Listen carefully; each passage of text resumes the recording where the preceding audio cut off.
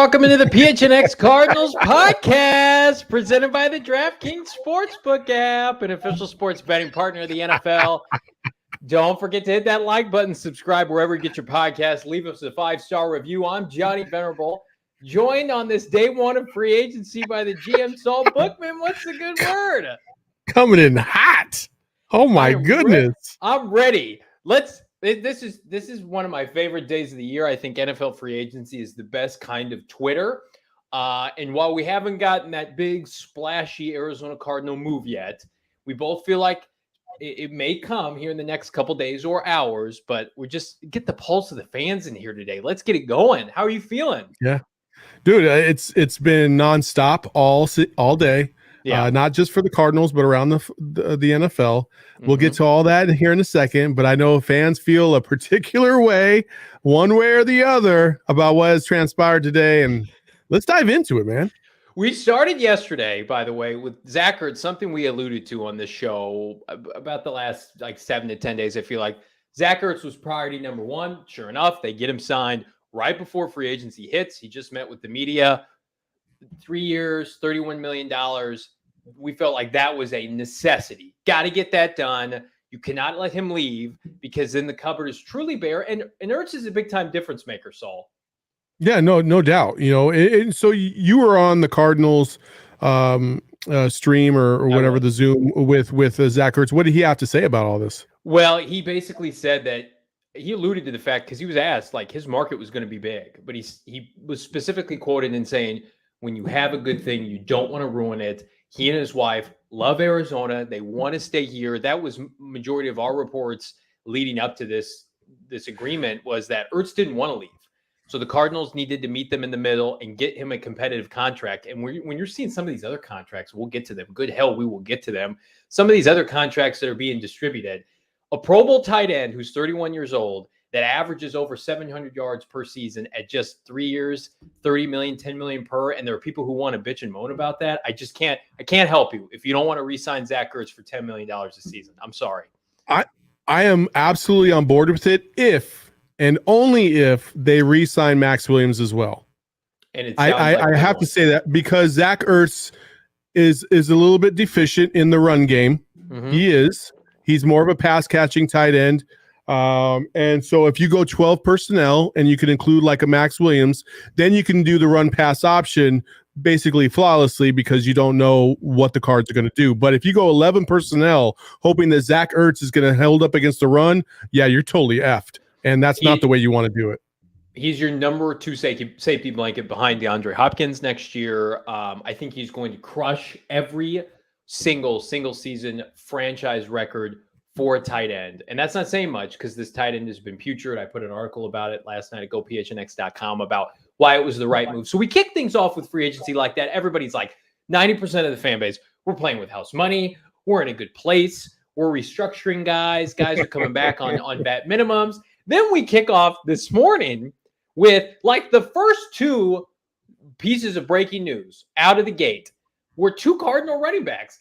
Chase Edmonds leaves. He goes to Miami, gets a nice little 2 years, $16 million deal from our guy, Mike McDaniel. I thought it was 12. I thought it was, maybe it's 12. Two for 12 with 6 guaranteed. Yeah. I've seen too many digits today. The Cardinals, meanwhile, bring back another Pro Bowler in the form of this man, James Conner, along with Zach Ertz, coming back for the next 3 years himself, Saul. 3 years, I think, with incentives can make $24 million. But the focal point is $7 million per season for James Conner. What are your thoughts on that? Whew. I mean, I like James Conner. I think you're going to see a lot of back and forth amongst fans about his true value. Yeah. He was excellent. He had a lot of touchdowns, especially near the goal line. Yeah. But he gave you he showed some flashes of being able to be more than just a hard-nosed runner in short yardage situations. My 2 concerns are, can he be effective enough in the passing game? Yeah. And can he stay healthy? Those are the 2 things. Now remember, He's only 20. He's about to be 27 this year. He's still 26 years old. People think that he's super old, but he's really not. Like, so he's still young. And he showed that he had enough juice last year. Yeah. But that's a little higher than I thought the Cardinals would go. I'm a little surprised, but not shocked, especially after you lost Chase. When Chase is getting like $6 million a year, and we all think that James Conner is better than Chase Edmonds because he's a better player while he was in Pittsburgh and then in Arizona. I mean, that's the market value. And I think if the Cardinals had said to themselves, well, if we let both of them go, we're basically starting from scratch at that position. Whereas last year you had the luxury of Chase was under contract for no money. So you could go and be particular and get a James Conner at the beginning of April for $1 million. Now, you'll see people arguing that, well, the Cardinals, the reason why that deal was so great last year is because you paid him next to nothing. I think that in the grand scheme of things, to your point, Saul, if you get the same kind of production, maybe the touchdown situation, he probably won't have 18 touchdowns next year, but being the main bell cow over 16, 17 games, I think we all can assume rushing over for 1,000 yards. The Cardinals, because their quarterback is undersized, they are in a unique situation where they cannot have small running backs. We saw that the year before. Even with a guy like Kenyon Drake, who's not small by general sense, but couldn't square up his pads. When they get to 4th and goal and 4th and short, you have to have a big back like James Conner. You just can't be little. And with Kyler Murray, he can't go under center and sneak it. He just can't do it. He's too small.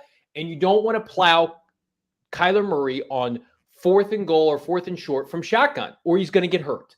So 1,000,000%. So your solution is, let's get this physical presence in a running back who's 6'1", 225, 230, who gives us a physical stature and style that we did not have before, who can convert in short yardage. I think, and I put this out on Twitter, James Conner is worth more to the Cardinals than 90% of other teams. He just is, because they're in a unique situation with Kyler. And I also would make an argument. He did a lot of his production last year, Saul, with an interior offensive line, mixing and matching, hodgepodge, Justin Pugh, Rodney Hudson hurt, Max Garcia was starting a lot of games. So I would argue that maybe we could see a better version of James, especially in yards per carry next year. Maybe. There's a lot of ifs out here right now. That offensive line's got to get better. Yeah. There's a lot still to be determined. The Cardinals took care of in-house today, and we'll get to more of that. But can we get to the juicy part of today? No, I can't handle it. All right, so first of all, Sean, thank you for the super chat, $1.99. I got no work done today. Hey, you're joining the party right here. This is where no work gets done. We just speculate on the Arizona Cardinals. And so what you alluded to was something that it was the tidal wave we had seen coming. By the way, this show in February may or may not have mentioned that a certain wide receiver had 2 feet out the door, and he may or may not have put his house on the market. And we got a lot of pushback, Mr. Bookman. Man. Oh, that's not happening. What are you doing, PHNX Cardinals? Well. Well, how the turntables. Now the turntables have turned. Scrubbing Instagram, putting houses for sale. Well. Christian Ckirk. It was on Zillow. I don't know. It was. And he's already in Jacksonville, I'm sure. Christian Ckirk goes to the Jacksonville Jaguars. I had it last night. He was going to the Bears. I had that wrong. He goes to the Jaguars for $18 million a season. Christian Ckirk gets the bag. Top 3 paid wideout. Julio Jones, DeAndre Hopkins, Christian Ckirk.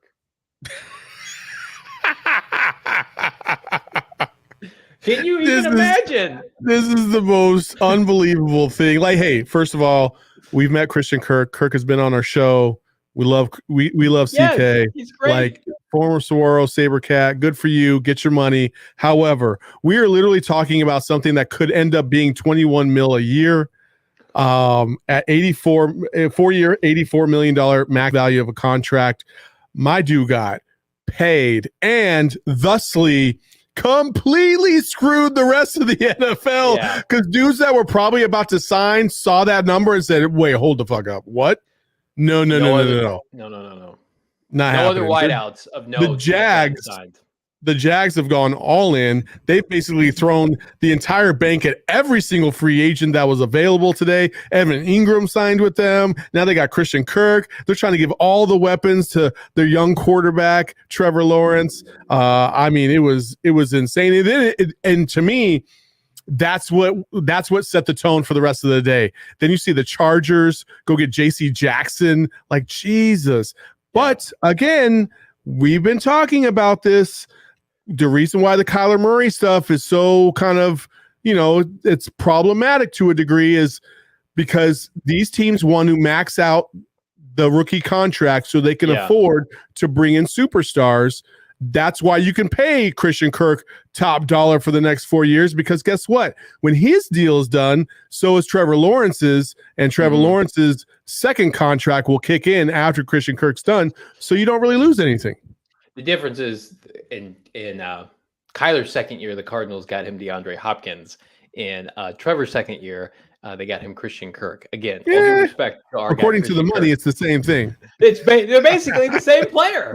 I was told this morning by Twitter they're basically the same. It is absurd. And shout out to Kyle Odegaard. He had it last night that it was going to go down and it will be eye-popping. So I had guessed, 16 million. Nope, 21 million if he maxes it out. And then I think Derek in the chat asked what the guarantees were. Somewhere between 38 to $40 million guaranteed, which is just, it's insane. Christian Ckirk was a large stretches of the season. He disappears. He's awesome at the beginning of the year, like a lot of Cardinals. I was watching his highlights last night, reminiscing before he left. He was great against Tennessee in the opener, had 2 tutties. Was great against Cleveland. Were you playing music in the background, like "I Will Remember You" or something like that? I was lighting candles. I was in the bath for part of it. No, I wasn't doing any of that. I was just, when you see this shit, you have to go back and look. Like I'm sure the Cardinals did, and thought to themselves, like, are we making a mistake here? Are people seeing things that we're not seeing? Because he was thought of a lot by other teams because there were other teams that were going to pay him 15 or 16 million, and then the Jaguars just stepped in and said, we're just going to dominate these conversations because we have dumb money available because we don't have any good players. Do you think the Cardinals are going to regret, like, okay, this is the one pushback I would have for them. They got 1 year of Ckirk in his natural position of the slot, and he had his best season. Still not 1,000 yards. They catered to Larry Fitzgerald for much of Christian Ckirk's career, and they played Fitz in the slot. What if Christian Ckirk had been in the slot from day one? Would he have already been extended with Arizona for a modest deal compared to this?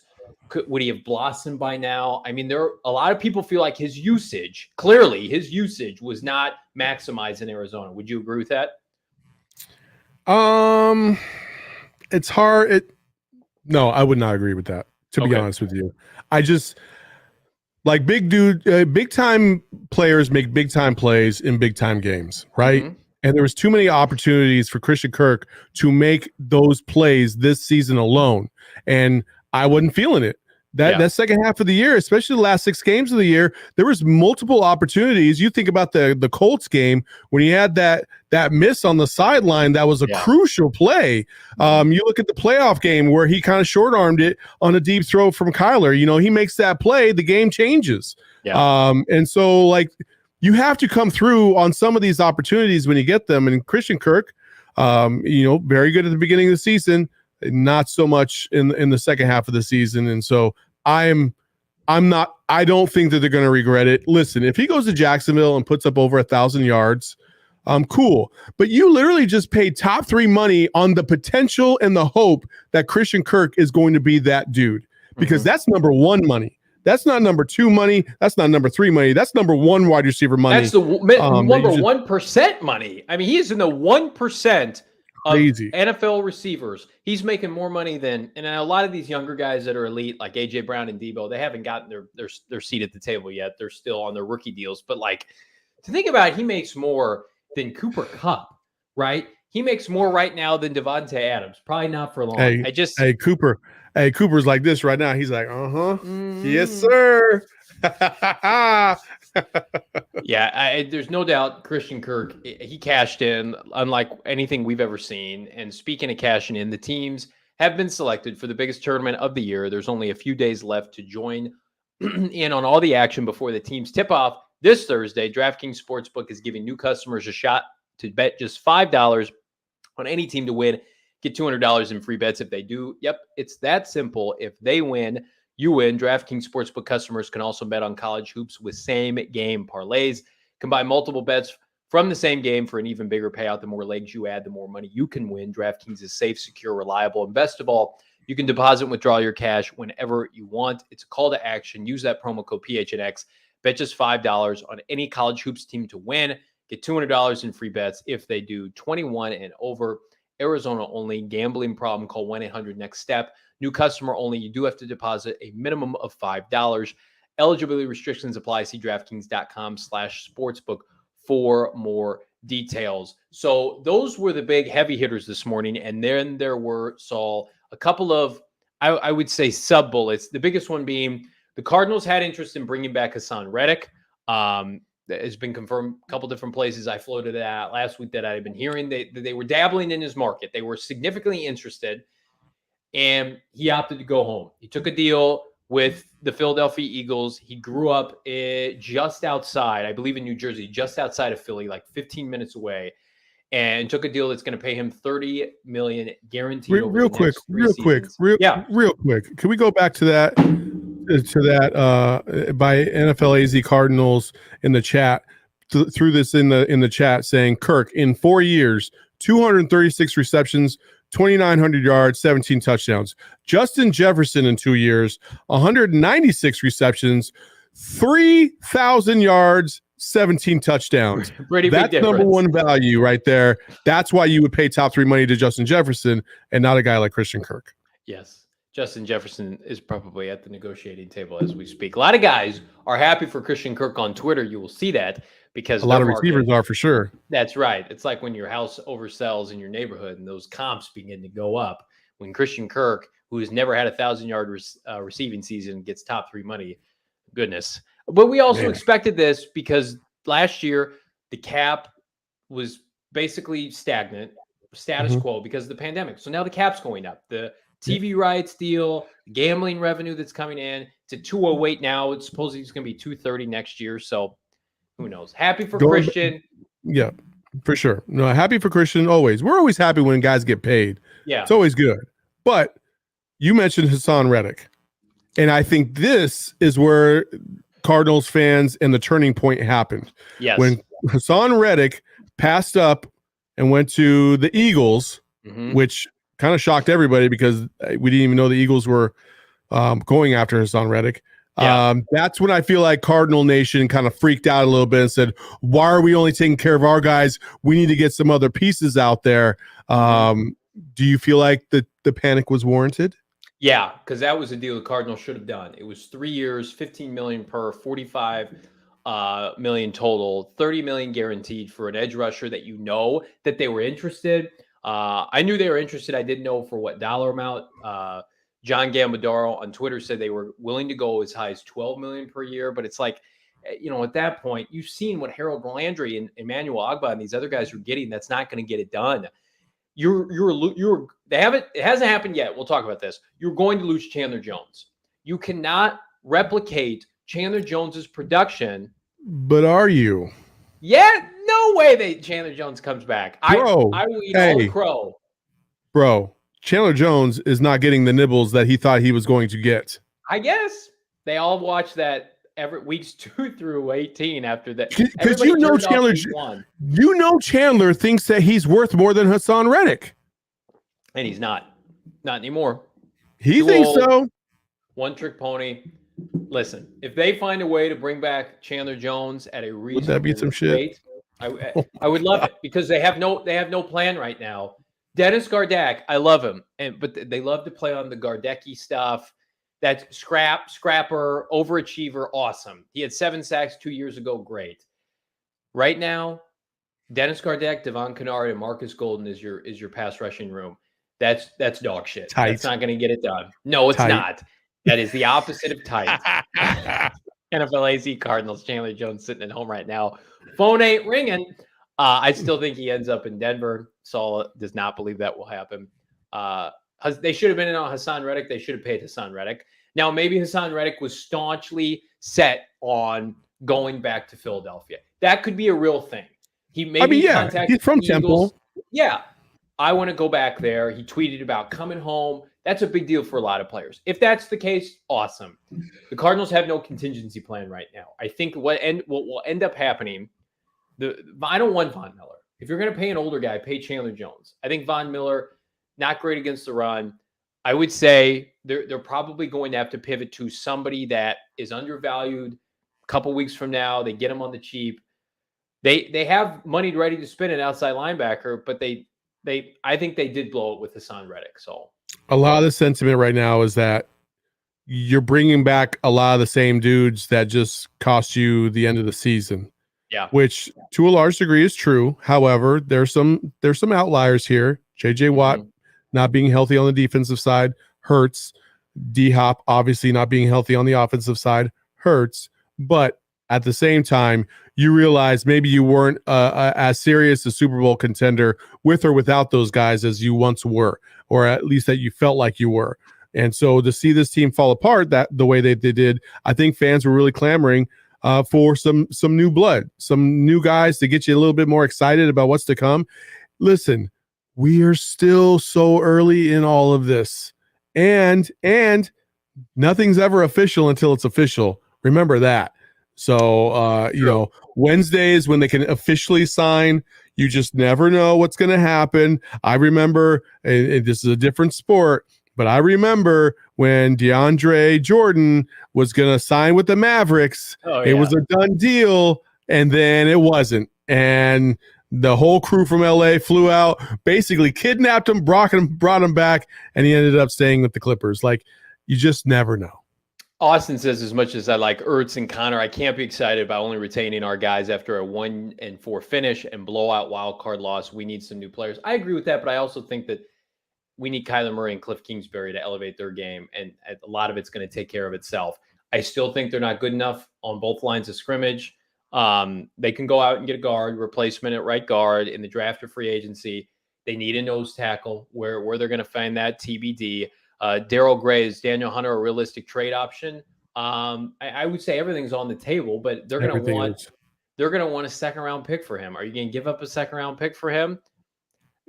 We'll see. They have minimal picks as it is. Zadarius Smith seems like a kind type of signing. Zadarius Smith, I like him. He's not as good as Hassan Reddick and Chandler Jones.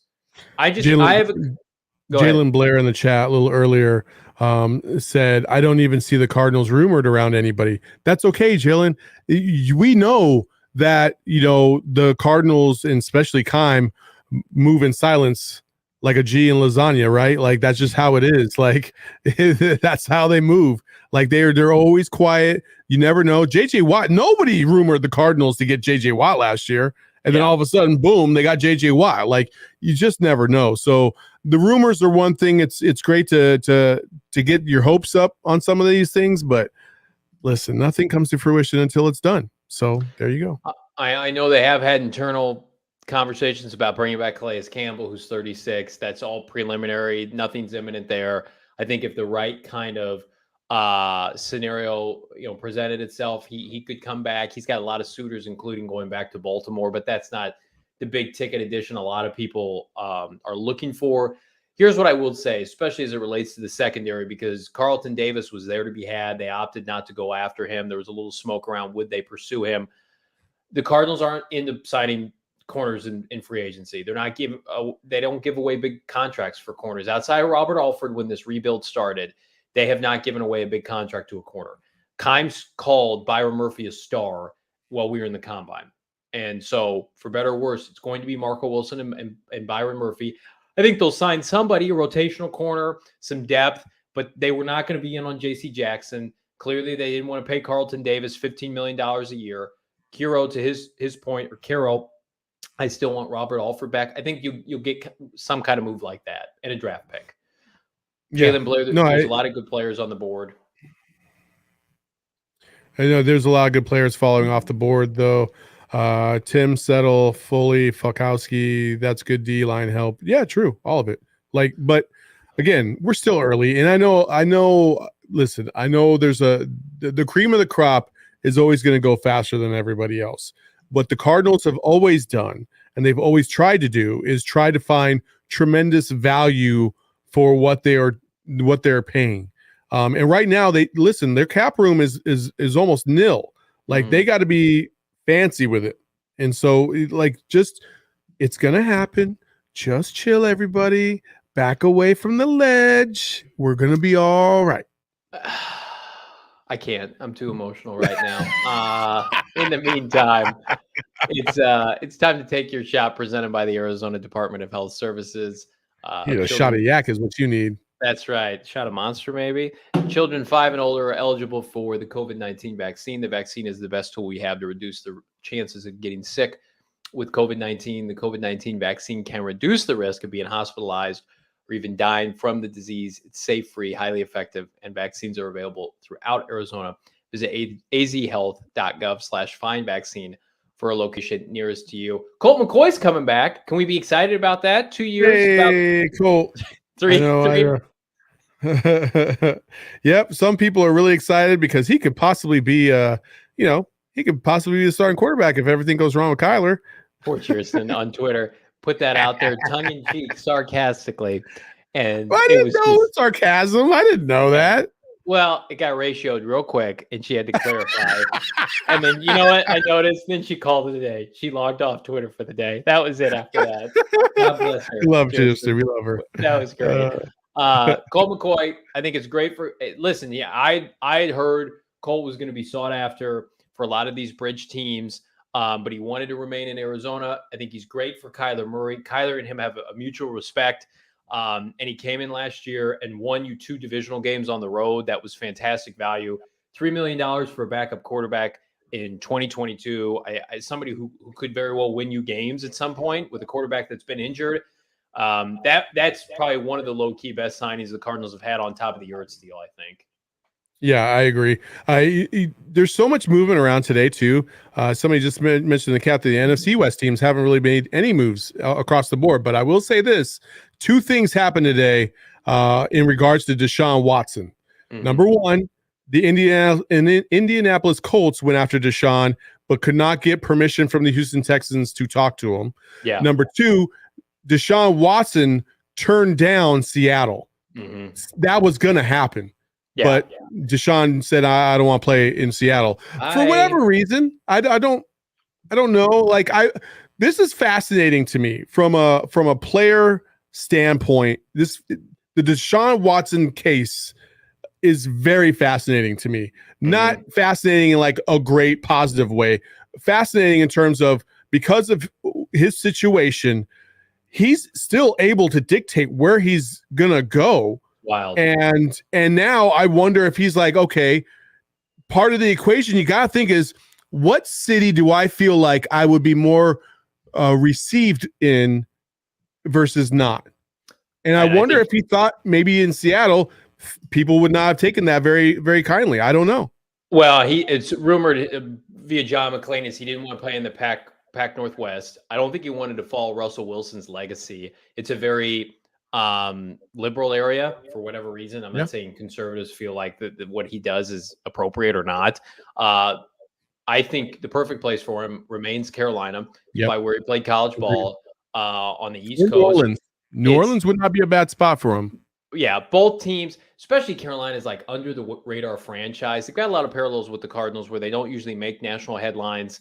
Now that division's much harder with Brady coming back, but you're thinking, post 2022 and beyond with Deshaun.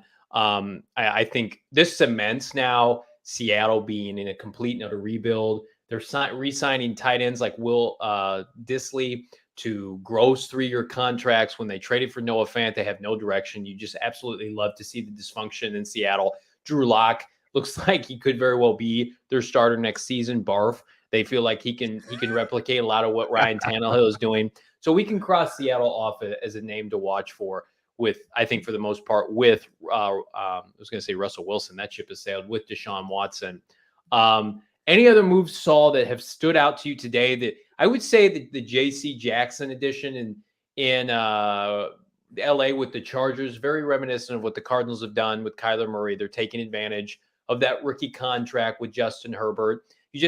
You reminisce and you feel for it because you wish that Kyler was still making no money for the next couple of years, and that's not going to be the case here pretty soon. Not going to be the case at all. There wasn't really, I mean, outside of what we've already talked about, like there wasn't any significant move that caught me off guard. JC Jackson to the Chargers is probably the biggest one because, hey, listen, the Chargers know. Yeah. They know. They got Khalil Mack and they got JC Jackson, and they know, like, hey, we got to get this now because we got to pay our quarterback here soon in the next 1 or 2 years, and then we won't be able to afford any of these toys. So they're going for it right now, which is pretty cool.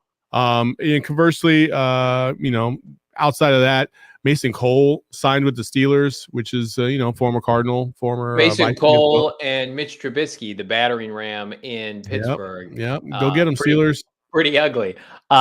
Justin Pugh also, I believe yesterday, took a pay cut again to stay with the Cardinals. His contract was going to pay him like 12 million. Now it's gone down about 5.5.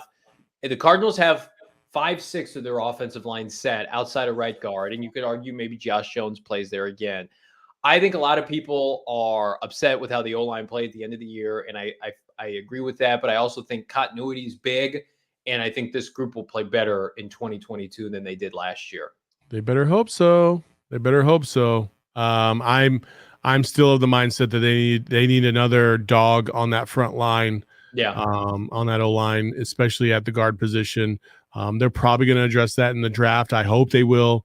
They have to address that. They have to, because the way that whole thing fell apart last year, and I know it's the Rams and I know it's Aaron Donald, but damn, son, you couldn't even get more than 3 seconds back there in the pocket whatsoever.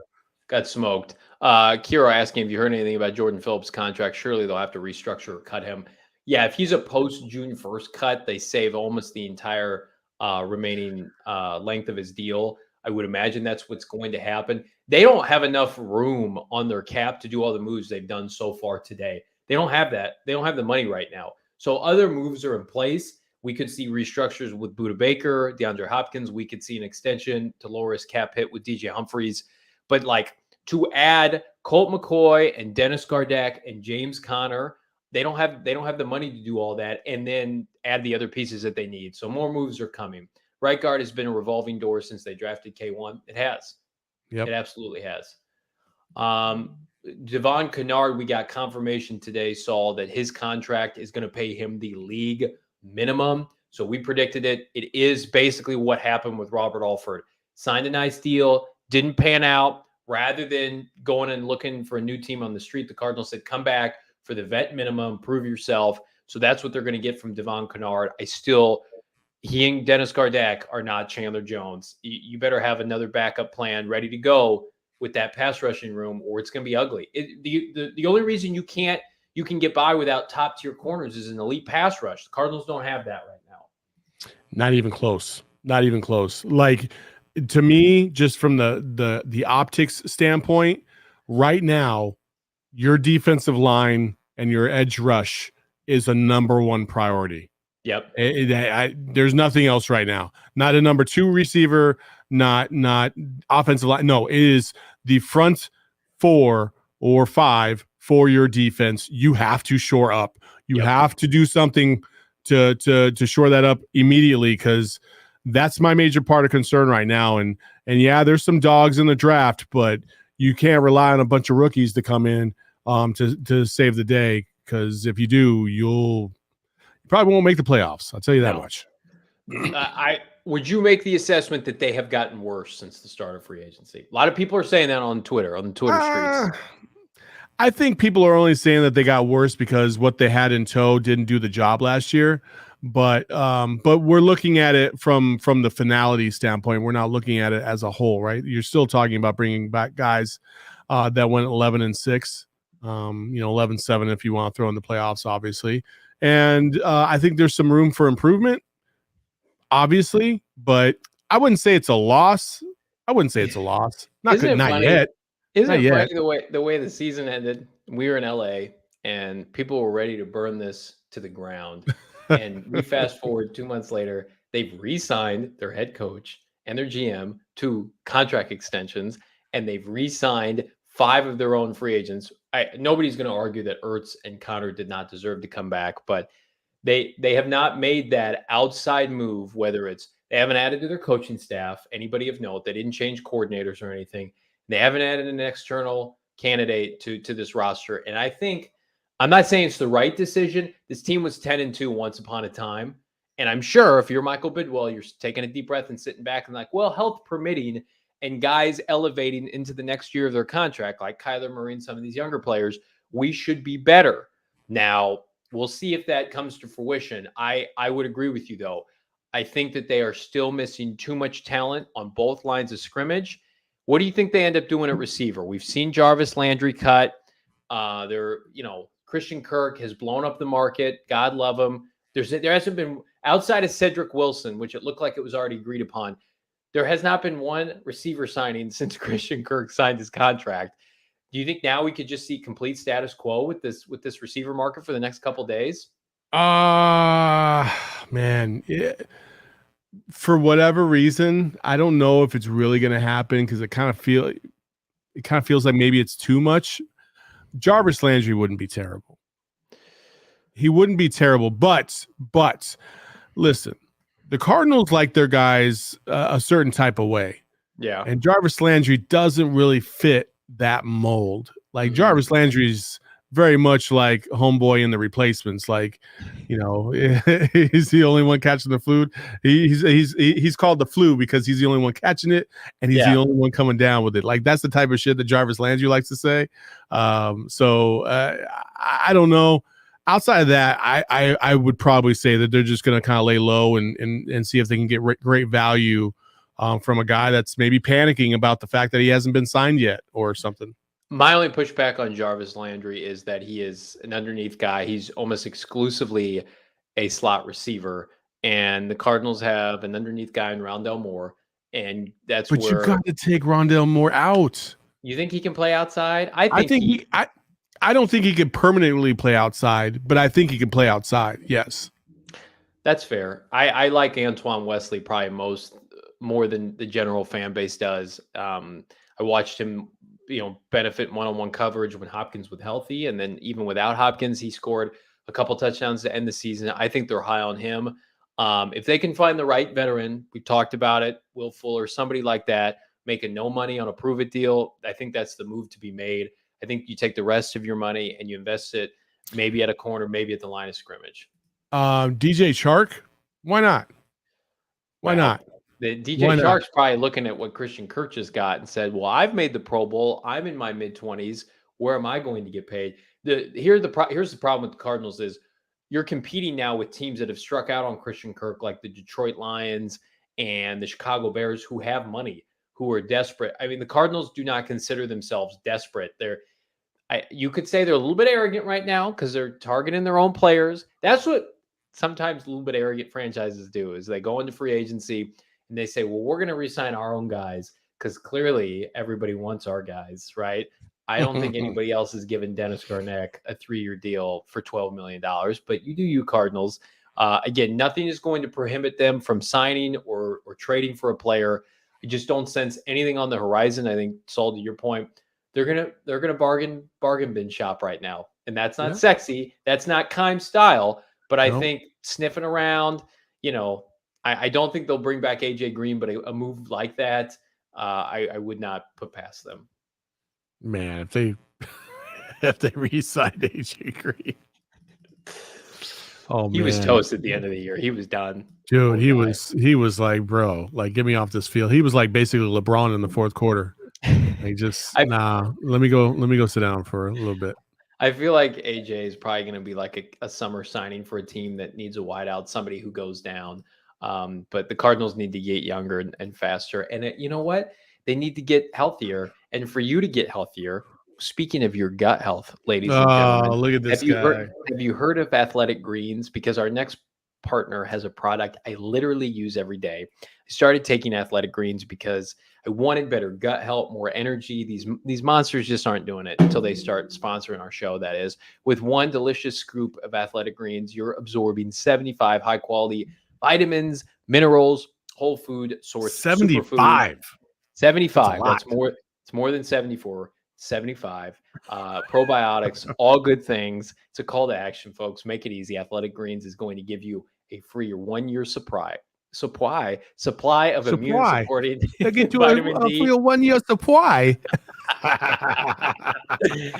and 5 free travel packs with your first purchase. All you have to do is go to athleticgreens.com/Cardinals. Again, that's athleticgreens.com/Cardinals to take ownership of your health and pick up ultimate daily nutritional insurance. It's that easy. All right, let's end the show on this. Do you think there's a chance that Chandler Jones could come back and play for the Arizona Cardinals this season? Hey, there's always a chance. There's always a chance. Would you welcome that? You've been anti-Chandler bringing him back. I have. Listen, I wouldn't be anti-Chandler if they drafted a stud, in the first round, like to kind of help mold and teach and all that good stuff. Right. But yeah, no, what's the point? Again, listen, you're only as faithful as your options. Okay. And so both entities, the Cardinals and Chandler Jones, could look at each other like, bro, no, this ain't happening. But if it's all you got, guess what? You're going to make up, you're going to kiss, and you're going to get back to it. Like, that's just how it is. I think that I would say the fan base would overwhelmingly welcome it and consider it a surprise. And especially if you could do a 3-year deal, as long as you don't have to go 4 or 5 years, I think most fans would be okay with it. I feel like, though, Chandler, with all the stuff he's put out there and kind of the vibes he's been given, I feel like he may even take less to go somewhere else. I feel like with the comments about utilizing his talents better with other teams and being able to pick his destination really for the first time, because he did get traded to Arizona and he resigned, but he's never been a true free agent. I feel like Chandler is going to pick a different team through hell or high water. He is hell-bent on going elsewhere. And I would say the Cardinals probably feel like they'll be able to manufacture pressure. They're wrong. They are absolutely wrong if you think you're going to trot out this sorry-ass outside linebacking core and be okay next year. But they'll think that, and we'll see. We'll see what happens. They aren't moving Xavier Collins to the edge. We asked Kingsbury that. They said no. He and Isaiah Simmons are their inside linebackers, as they should be. Pass rush, we'll have to wait and see. Chandler Jones coming back it's just not in the cards. Like, it just isn't. Like, I feel like if Chandler Jones came back, it would be the ultimate tail between your legs situation, man. It wouldn't be ideal. It wouldn't. We are not lucky enough to do this podcast today with breaking news to talk about, but we are going to do emergency podcasts throughout the course of this week, especially as it relates to anything happening in real time. But in the meantime, I feel like our guy Frank is really itching to get back on the show. He's been commenting several times throughout the last couple of weeks. We've kind of we've been on the road to Indy, and and last week he was preoccupied with a wedding to go to. So he'll be back this week, and we'll welcome him in with open arms. Also, I had prefaced this earlier last week. We have big news that I'm pretty sure we can announce tomorrow, but we'll Wednesday at the latest. But it's some pretty big news. Everybody in this chat will appreciate this news, celebrate it. Yes. It is a huge, huge occurrence for this show and where we are moving forward as the preemptive premier Arizona Cardinal podcast nationwide, worldwide. In the meantime, subscribe, leave us a 5-star review. We greatly appreciate it. We appreciate this family that we put together. You need a podium to pound? I need it now. I need more Monster. I need breaking news. I am so thirsty for breaking Cardinal news, and I have not heard of anything, and it makes me sad. And I know if I go for a walk, if I take my kids to the park, I will come back to my phone, and I will have blown it, and I will see text messages from my GM saying, "Where the hell were you on this? Why didn't you break that?" I am thirsty. I am thirsty for breaking news. Oh, man. I'm thirsty for tweets. I'm thirsty for clicks. I'm thirsty for the real estate market with Christian Ckirk's house. Yes, don't forget to like and subscribe. I wonder how much that thing is going for. Was it like 1.5, I think? Yeah. For a condo in Scottsdale? It wasn't for sale, though. That's not happening, Cardinal fans. He's not selling. He's not leaving. Oh, wait, he's getting $250,000 from the or $1 billion from the Jaguars. Not really, but certainly seems 10%. 10% for Christian Ckirk. God love him. I want to see that new Saguaro gym. Let's go. Because I'm sure he's going to donate some funds to that.